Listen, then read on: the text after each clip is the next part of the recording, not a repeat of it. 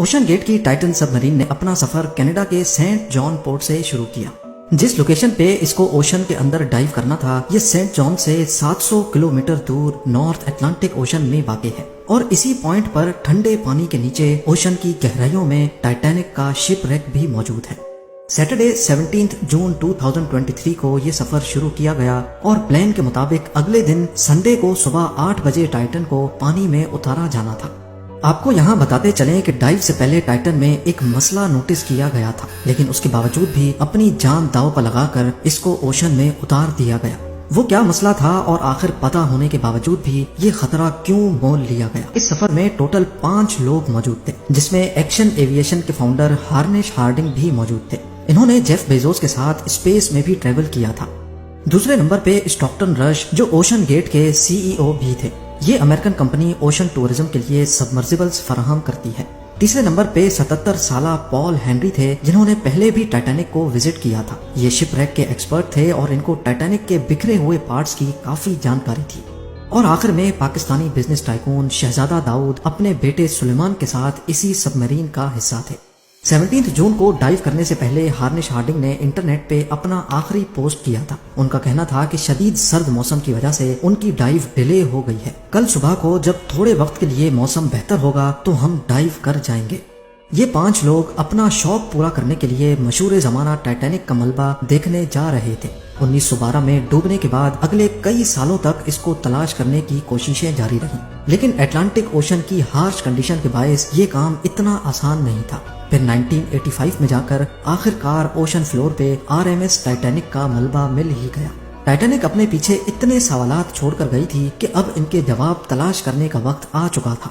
درجنوں expeditions arrange کیے گئے، جس میں الگ الگ کنٹریز کے ایکسپرٹس اور ریسرچرز نے ٹائٹینک شپ ریک کا رخ کیا۔ Canadian film maker James Cameron نے 1995 میں ٹائٹینک کے ملبے کے درجنوں دورے کیے اور پھر 1997 میں ٹائٹینک مووی ریلیز کی گئی۔ رہی صحیح کسر ٹائٹینک مووی کی کامیابی نے پوری کر دی۔ اس نے اتنی دھوم مچائی کہ اب ٹائٹینک کے ملبے کو خود جا کر دیکھنا کروڑوں لوگوں کا خواب بن گیا۔ یعنی یہ کام اب صرف ریسرچ کے مقصد تک ہی محدود نہیں، بلکہ شپ ریک سائٹ پر ٹورسٹ بھی جانا شروع ہو گئے۔ کہا جاتا ہے کہ اوشن کی گہرائی تک جانا اسپیس میں جانے سے بھی زیادہ مشکل ہے، اور اس کی سب سے بڑی وجہ ہے پانی کا پریشر۔ ٹائٹینک شپ ریک سمندر کی سطح سے 4000 میٹر یعنی 4 کلومیٹر نیچے ہے۔ اس گہرائی کو امیجن کرنا ہو تو آپ برج خلیفہ کو دیکھیں اور سمجھ لیں کہ ٹائٹینک کا ملبہ سمندر میں قریب 5 ٹائمز برج خلیفہ کی ہائٹ جتنا نیچے ہے۔ اس گہرائی میں پانی کا پریشر 5800 PSI ہوتا ہے۔ یہ اتنا ہی پریشر ہوگا کہ انسان کے پورے جسم پر نہیں، بلکہ صرف 1 اسکوائر انچ کے حصے پر ایک پورا ہاتھی کھڑا کر دیا جائے۔ تو اب آپ اندازہ لگا لیں کہ ایک سب مرین میں کتنے اسکوائر انچ ہوں گے اور اس پر کتنا زیادہ پریشر پڑتا ہوگا۔ خیر، سنڈے 18 جون 2023 دوپہر کو 12 بجے سب مرین کا سفر اسٹارٹ ہوا۔ نارملی ٹائٹینک تک پہنچنے میں 2 گھنٹے لگتے ہیں، لیکن 1 گھنٹے 45 منٹوں کے بعد ہی مدر شپ پولر پرنس، جو کہ اوپر ویٹ کر رہی تھی، ان کا سب مرین سے رابطہ ٹوٹ گیا۔ اگر 2 گھنٹے ٹائٹینک تک پہنچنے میں لگنے تھے تو صرف 15 منٹ پہلے رابطہ ٹوٹنے کا مطلب ہے کہ سب مرین ٹائٹینک کے کافی قریب پہنچ چکی ہوگی۔ سمندر کی اس گہرائی میں سورج کی روشنی پہنچنا ناممکن ہے، اور یہاں ہر وقت انتہائی سخت اندھیرا ہوتا ہے۔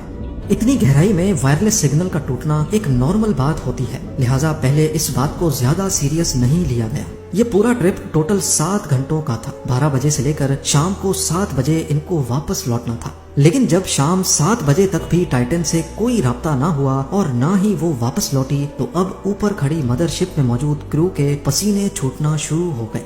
Canadian research vessel polar prince نے ٹائٹن کی تلاش شروع کر دی۔ 9:40 پہ انہوں نے US کوسٹ گارڈ سے رابطہ کر کے مدد طلب کی۔ اگلے دن منڈے کو US اور کینیڈین شپس اور پلینز نے پورے ایریا میں ایک پراپر سرچ آپریشن شروع کر دیا۔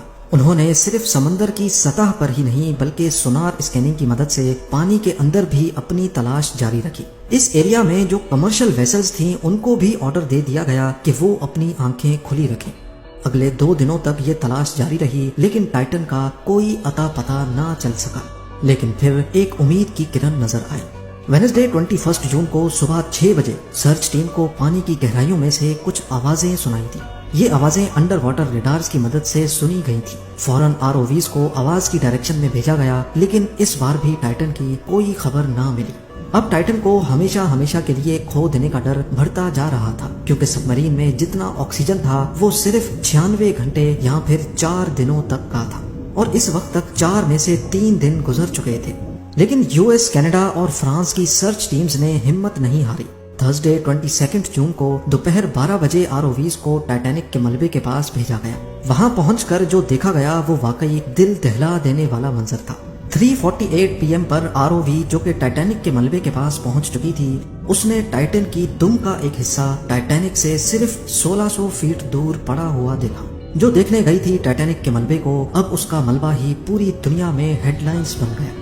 اس کا صرف ایک ہی مطلب ہے کہ سب مرین پانی کا پریشر برداشت نہ کر سکی اور سمندر کی گہرائیوں میں ہی پھٹ گئی۔ اس خبر نے پوری دنیا میں جیسے ہلچل سی مچا دی۔ اوشن گیٹ کی سیفٹی پر کئی سوال کھڑے کیے جانے لگے۔ اوشن گیٹ کے CEO اسٹاکٹن رش، جو کہ خود اس واقعے میں اپنی جان گنوا بیٹھے ہیں، انہوں نے 2021 میں کہا تھا کہ وہ جانتے ہیں کہ انہوں نے ٹائٹن کو بناتے وقت کچھ رولز توڑے ہیں، کیونکہ انہوں نے ٹائٹن کو اسٹیل سے نہیں بلکہ ایویشن گریڈ کاربن فائبر سے بنایا ہے۔ پر وہ اس انڈسٹری میں کچھ نئی انوویشنز کرنا چاہتے تھے، تبھی اسٹیل کو ریپلیس کر کے کاربن فائبر کا استعمال کیا گیا تھا۔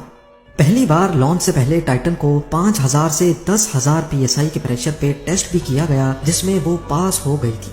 پر ایکسپرٹس کا ماننا ہے کہ اوشن کے اندر ہزاروں قسم کی طاقتیں سب مرین پر پڑتی ہیں، جس میں نہ صرف پریشر بلکہ پانی کا بہاؤ بھی ہوتا ہے، جو کہ لہروں کی وجہ سے پیدا ہوتا ہے۔ اس کے علاوہ اندھیرے کی وجہ سے یہ بھی ہو سکتا ہے کہ کوئی بھاری پتھر یا پھر سمندری مخلوق سب مرین سے ٹکرائی ہو۔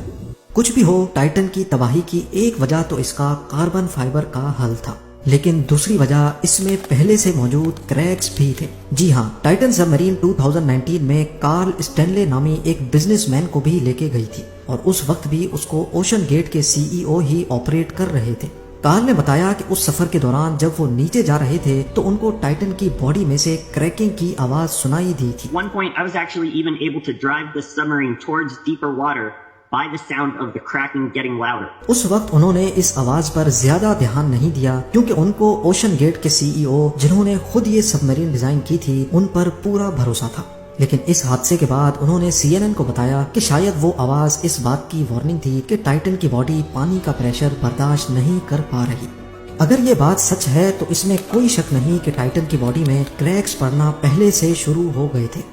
2018 میں اوشن گیٹ کے ایک ایگزیکٹو نے ٹائٹن کی کاربن فائبر باڈی کے خلاف آواز اٹھائی تھی۔ ان کا کہنا تھا کہ یہ مسئلہ سب مرین کے پھٹنے سے صرف چند ملی سیکنڈز پہلے پتا پڑے گا، اور حقیقت میں بھی ایسا ہی ہوا۔ جس گہرائی میں ٹائٹن پھٹی ہے، ایکسپرٹس کا کہنا ہے کہ اس کو پھٹنے میں صرف 0.3 سیکنڈز لگے ہوں گے۔